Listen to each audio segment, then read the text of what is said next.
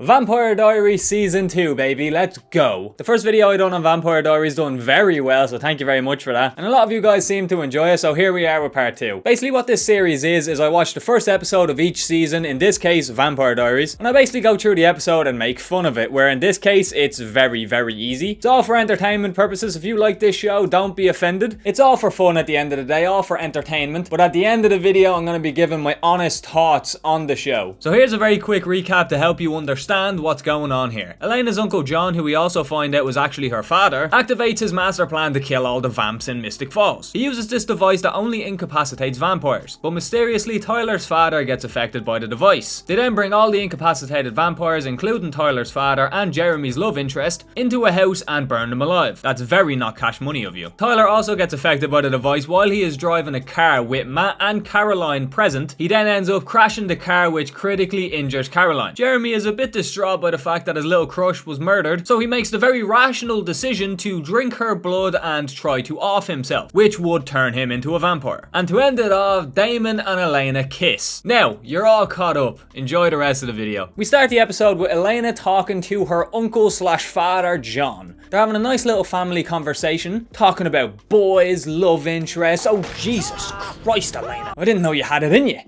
Catherine. Hello, John. Goodbye, John. Oh, it's Catherine.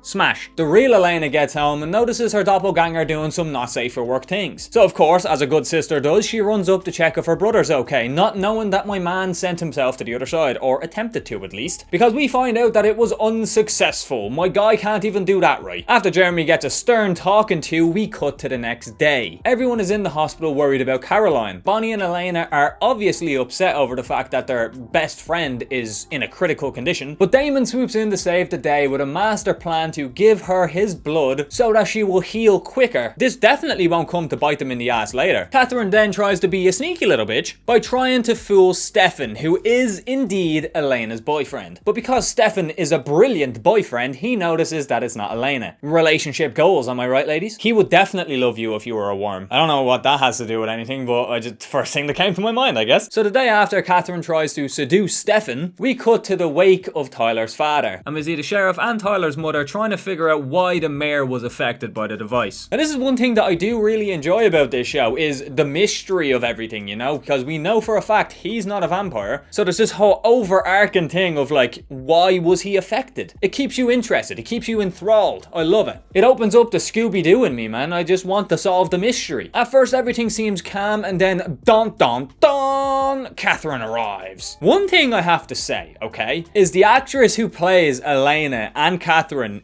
does a really fucking good job in this show. But when it comes to the difference between her and Catherine, it's literally night and day. You can always tell when it's Elena and when it's Catherine. Obviously, it's a bit harder when Catherine's pretending to be Elena, but she always does a good job of playing the two separate characters like very differently. But the reason I bring this up is because at the wake, Bonnie goes to talk to who she thinks is Elena. She goes on a huge rant about how Damon's a dickhead, which, surprise, surprise. But since Bonnie is a witch, when she goes to tap Elena on the arm, she senses that it isn't her. She senses the vampiric nature of this creature. So she goes to call Elena and see where she is, and obviously Elena's not at the party. And that's when Catherine introduces herself to Bonnie. And this is what I mean by she plays the character so differently. Although she's dressed like Elena and she's trying to pretend to be Elena, when she switches, you can tell. I don't want to harp on it too much, but I just really like it, you know? And Catherine is just so much sexier than Elena. Like, they're the same person. They're dressed the same. They look the same. But just the way she plays Catherine is just, I don't know. It messes with the brain follicles, I guess. But anywho, cutting back to the show, Bonnie tries to do her funny little mind-popping trick on Catherine, which fails miserably. And Catherine then gets her in a kinky little chokehold against the wall. But lucky for Bonnie, Stefan's here to save the day in, honestly, the most respectful way possible, really. Catherine,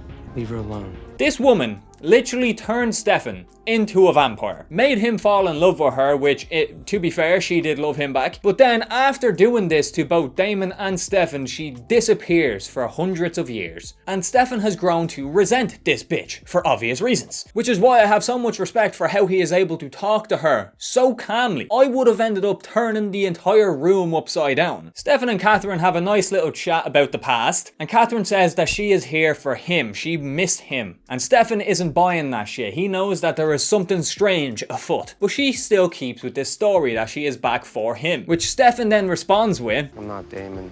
I haven't spent 145 years obsessed with you. but then this exchange of words happens. Yeah. Based on your choice of women, I'd say otherwise. You know, Catherine has a point. Like, she's not wrong. Like, there's no way of painting that. That is strange. Catherine has a pretty decent point here. She has a good argument. But after this nice exchange of words, Catherine has had enough of Stefan's bullshit and stabs him with a pole. Now I'm starting to see why all the females in my life react so harshly. Because this is the shit they've been watching since they were teenagers. Like, damn. Makes so much sense now. But while Catherine and Stefan are having some serious penetration time, we cut to Tyler, who has seen his uncle return home for the first time since he was 10. Which is another mystery thrown into the mix. Why is he back? Obviously his brother died, which is, you know, a pretty solid reason. But it is obvious that Damon isn't buying that shit. Damon is a bit suspicious about this man, because not only was his brother, aka the mayor, affected by this device even though he wasn't a vampire, his nephew Tyler was also affected. So there's a little bit of a mystery going on here. Scooby-Dooby-Doo, where are you? Just a little bit after this situation, Elena arrives to the function and she spots Damon. And since she's a good friend, she goes over to see how he's doing since, you know, the love of his life, who is also a maniac, has returned and is pretending to be her. But in pure Damon fashion, he remains mysterious. Why is it such a surprise that I would kiss you? That's not a surprise. I'm surprised that you thought I'd kiss you back. Jesus, Elena, you couldn't have sugarcoated it a little bit? My man is in distress. Now I know why you're the main character. You're causing emotional pain to even vampires. Jesus, Mary and Joseph. You might not have sharp canines, but fuck me, you got a sharp tongue. But after this nice little Mystic Falls get together, we cut to Damon being a bit pouty back in his humble abode. Which I have to say, Damon and Stefan's house, fuck yeah. I want it. Give it to me. Need to hire their interior decorator. But before I could finish admiring the interior of this house, we see that Catherine has come to visit. Damon and Catherine exchange a few not very nice words and Jesus, fuck it. Fuck. I need a minute.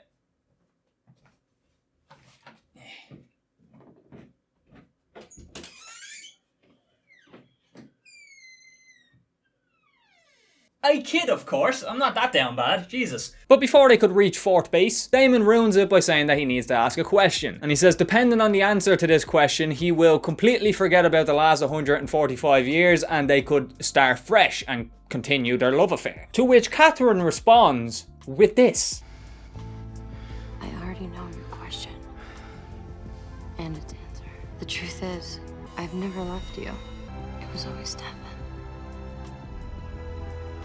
Oh shit! Got me feeling like a teenage girl out here. That was a fucking burn. Get some blister packs over here because fuck me, he's gonna need it. Because of this violent rejection, he goes to the next best thing. Catherine's lookalike Elena. And he doesn't just come and knock on the front door like a normal person would. He does it in the creepiest way possible. Elena's in her bathroom doing female things. I don't know what you guys doing there, to be honest. And as she comes out of her bathroom, she sees Damon sitting on her bed. No wonder you're not getting any of these women, man. Fucking hell. Have some self-awareness, my guy. Fuck. The only reason he gets away with this shit is because he's a good-looking guy. That's literally it. If I done something like that, I would have a restraining order against me. Rightfully so, if I might add. But Damon gets a bit excited and kisses Elena, which adds to the creepy factor, to be completely honest. But he then goes on a monologue accusing Elena of having the same feelings for him that he has for her, and keeps persistent. To which Elena responds, I love Stefan. It's always gonna be Stefan.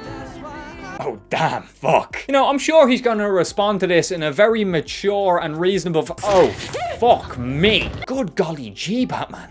Fuck. Gee willikers. A little bit of a spoiler alert for those who haven't watched the entire show, but these two end up together. They fall in love. This bitch witnesses this man kill her brother in front of her. Just snaps his neck. And a few seasons down the line, they are lovebirds. Who writes this shit? But luckily for Jeremy and Damon actually, Jeremy was wearing the resurrection ring which protects you from all supernatural deaths. What a lucky break. Lucky break indeed. I remember when I did watch this, I actually shit myself when he killed Jeremy because I honestly thought it was permanent. And I let out a huge sigh of relief when he lived because I actually really like Jeremy as a character. But now we get to the final act of the episode. Fuck, sorry about that. Remember when I said at the start of the video that Damon giving Caroline his blood would not come back to bite them? Yeah, I lied. Catherine then pays a visit to Caroline at the end of the episode and tells her to give the Salvatore brothers a message from her. What is the message, I hear you asking? Well, never fear. Here you go. Game on. What? Yep. Never seen that coming. And that is the end of the first episode of season 2. Now on to my actual unfiltered thoughts of the show. I would like to start this with a confession. Forgive me, Father, for I have sinned. After I made the first video of this series, I was genuinely intrigued. As I said, I only do one episode for this type of thing, but in that case, I ended up watching 2 episodes because the drama pulled me in, even though it was very silly and cheesy and very strange at times, to be honest. Something about it drew me in. And this is where I would like to confess that in the span of, I'd say, a month and a half, 2 months after I made that video, I finished the entirety of the show. Keep in mind, there are 8 seasons of this show. 8 fucking seasons with like, what, 20 plus episodes a season, 40 minutes each? That's a lot of time spent, bro. I flew through it. And I have to say, I really enjoyed my time. It was a very good show. Like, I know all my jokes and stuff are like poking fun at the show and calling it silly and this, that and the other, but it worked. It done its job well. I really enjoyed watching the show. The drama really like pulled me in, you know? Like, I like drama. I don't really like watching drama too much because I'm one of those people who, when I'm watching something, I like to put myself in the position of the characters. Which, when I'm watching drama a bit too much, it kind of makes me freak out a little bit because I'm getting the emotions as if I'm actually living it. But I am a little teenage girl at heart, I must admit. But there is a huge difference between the quality of the first episode and the quality of this one. There is a huge jump. The tone is a lot different. The characters are a lot more like realized and have their actual personalities on display. But yeah, so many people watch shows like this and actually believe that this is what romance is and this is how relationships should be. Nah. That shit is unhealthy as fuck. But yeah, I really enjoy making these videos, and if you guys want any more, please let me know down below. Because a lot of you guys enjoyed the last episode, and since then, I feel like I know how to make the videos a bit more entertaining in this type of style. But that was like my first attempt at it, and I do enjoy how it turned out. I find it kind of funny, but like, it took me a long time, bro. It took me so long to make because I had no idea how to do it. It was my first time doing it. But if you guys have any ideas on how to make this style of video more entertaining for you guys, let me know down below. I'm always open to improve, and I make these videos for you guys, so I want you to enjoy them as much as you possibly can. But yeah, with that all said, folks, it's been EXO, and I'll talk to you all later. Have a good one, folks.